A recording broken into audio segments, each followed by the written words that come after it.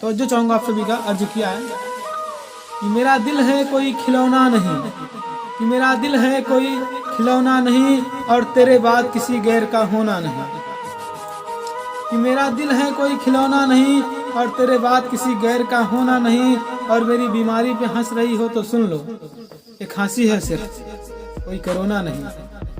और वीडियो पसंद आई हो तो वीडियो को दिल से लाइक कर दीजिए, और चैनल पर पहली बार आए हैं तो चैनल को भी सब्सक्राइब कर लीजिए, और बगल में दिख रही घंटी को भी ऑन कर दीजिए, ताकि हमारी हर आने वाली लेटेस्ट सारी वीडियो की नोटिफिकेशन सबसे पहले आप सभी को मिल जाए। तो मिलते हैं फिर नेक्स्ट सारी वीडियो के साथ में, तब तक के लिए बाय।